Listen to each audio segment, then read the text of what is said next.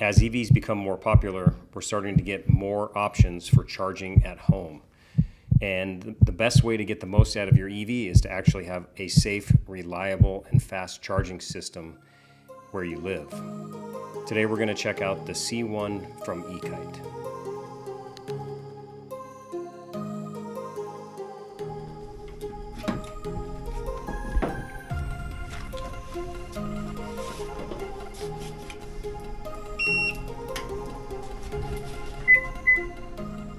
Hey everybody, my name's Rick, and today we're going to talk about this C1 charging station from E-KITE and Stoke VOLTAICS.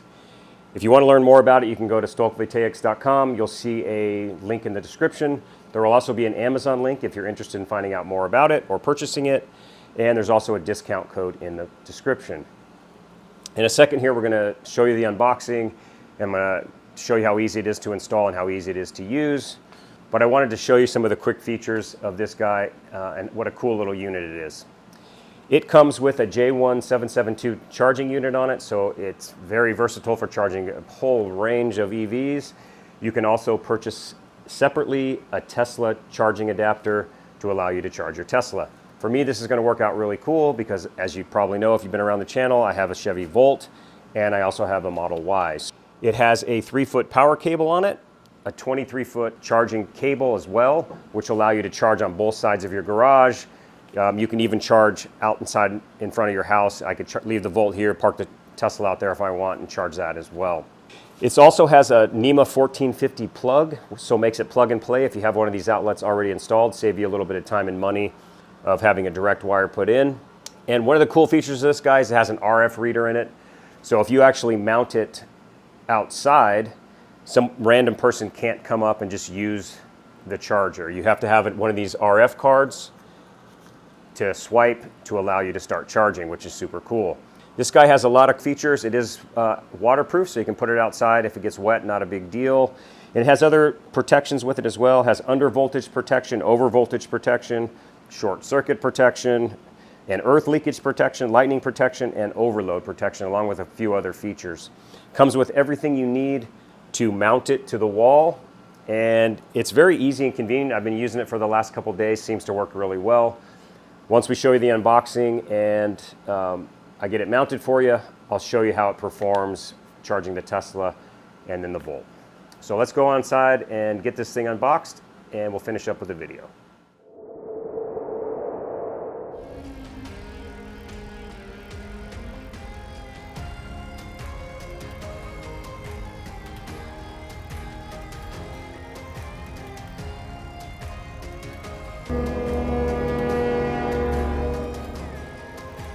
Here's a quick unboxing of all the materials, and in about 15 seconds we're going to do a detailed look at what's in here.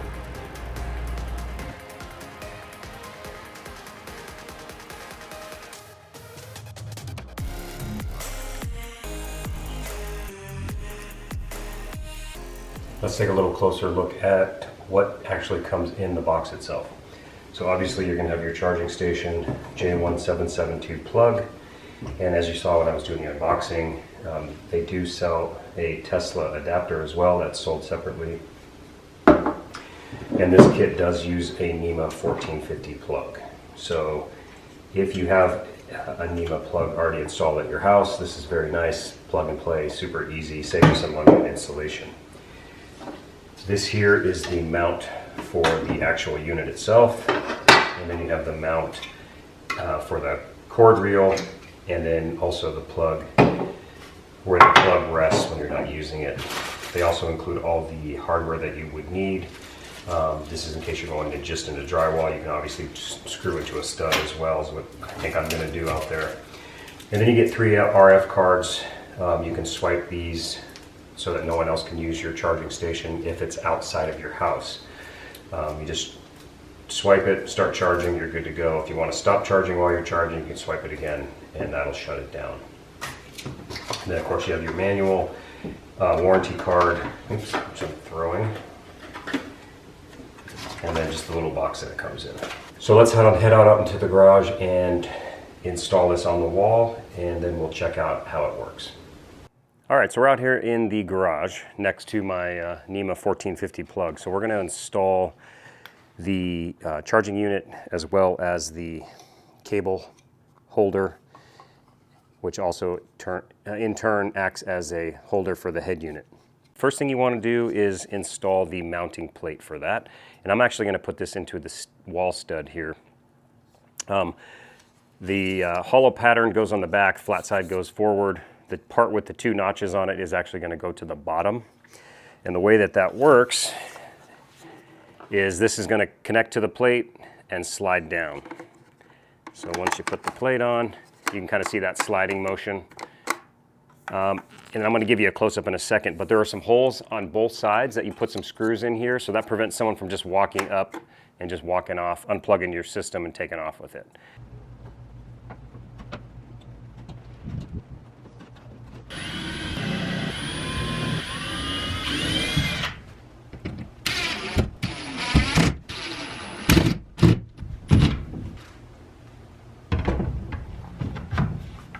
All right, so now that we have the unit itself mounted up, I want to figure out exactly where I want to put the cable holder. So let's plug this guy in and see where this is going to sit. All right, so that's going to be sitting there. So at first I was thinking I was going to put the mount right here, but I don't think I'll like that because it'll be messing with that cable all the time where you plug it in. With a little more thought, I think I'm going to put it right over here. That way the long part of the cable can just droop under the power cable. I don't need to worry about it. I'll try it here for a while, and if I end up not liking it, obviously I can move it. It's not that big a deal. Fill 3 holes and move either one of these things anywhere I want.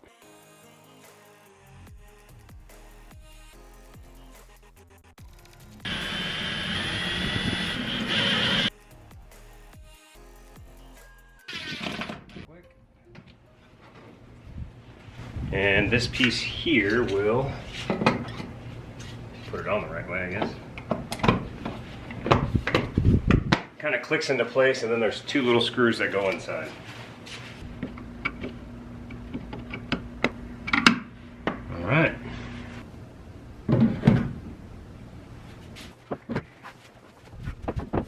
Take a while to get all the kinks out of the hose once we use it more often, but that'll pretty much be how it sits. You can wrap as much cable around there as you want. So I'm going to flip the breaker so you can see how this thing lights up, and then we'll pull the volt in here, show you how it charges that, and also the Tesla. I spent a little bit more time trying to get those cables organized. It was kind of driving me crazy. The cable was super stiff out of the box. So I finally got it to what I thought would look good, and obviously after using this thing for a week here, it'll work itself out, and we'll get a good system down. Seems like it works best if you wrap the cable first and then plug in the head unit.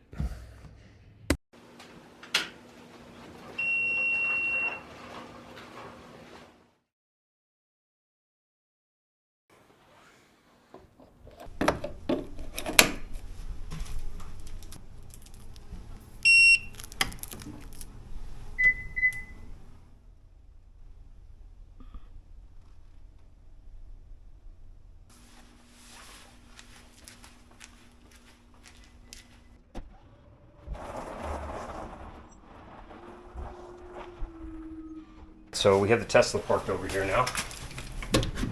So all you got to do here is just use the Tesla adapter. Oops, helps if you can do it the right way. Plug that in there. And then we'll go plug her in.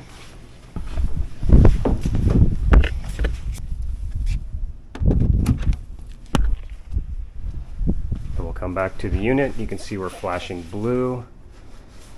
So we're going to grab our RF card. Hear the beep. Now it's going to go solid blue.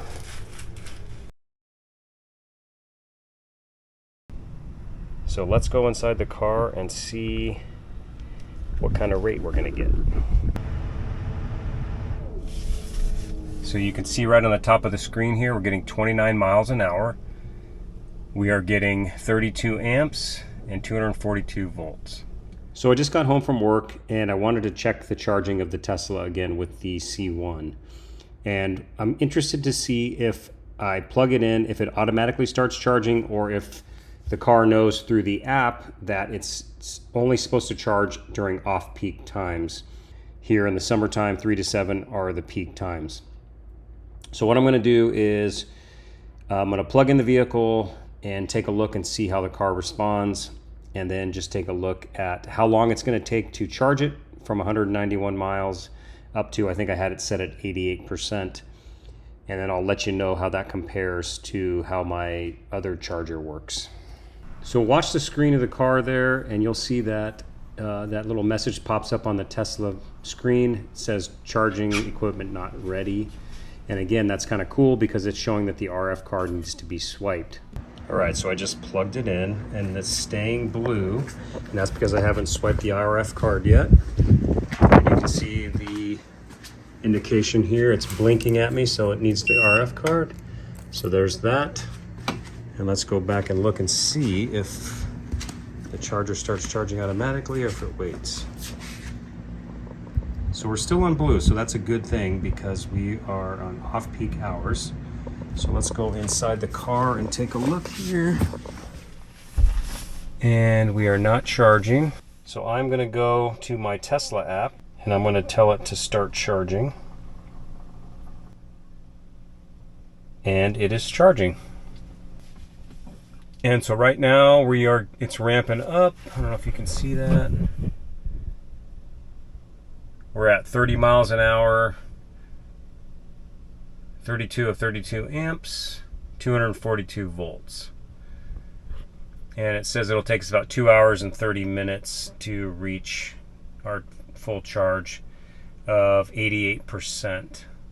So a couple cool things here. It does not charge automatically. It does respond to the app. And it does indicate it on the Tesla screen that you need to fix the charging equipment before it'll start charging. Also cool. Compared to my other charger I have, that one does 40 amps and about 37 miles an hour. And so it would have been about a half an hour faster, which is really not that significant for the charging that I like to do at home. So I've been using the C1 from E-KITE now for a little over a week, and it's a very easy system to use. And it has a lot of really cool features that we kind of covered on here, but I really like the fact that it comes with everything you need in the box. It's plug and play. If you have a Nemo 1450 plug hanging around, you can just plug it right in and you're good to go. It's versatile. You can charge Teslas with the extra adapter that you purchase separately, or any EV that uses a J1772 plug. Super cool. Has great safety feature on it. Those RF cards are awesome if you have to install this unit outside of your garage, where basically to keep anyone from just pulling up to your house and using your charger. So that's kind of a cool thing. For me personally, it doesn't necessarily matter because I'm inside the garage, but I still like the fact that you have that option. One of the things I wanted to say about my Volt is that if you're not familiar with them, they don't have a fast charging system, so that's why I didn't show you inside the car and to show you how fast it was charging. Essentially, that car will either do 8 amps or you have to set it to do 12 amps, depending on if you're using a 110 outlet or a 240. So that's the reason I didn't show you that.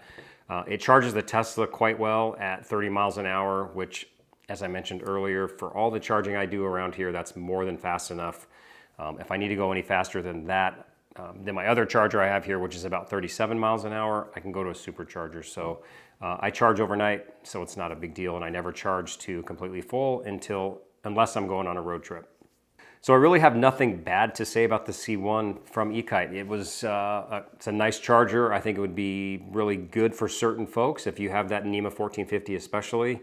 If you have any interest in picking one of them up or learning more about them, please click the links below. You'll also find a discount code if you decide to pick one up.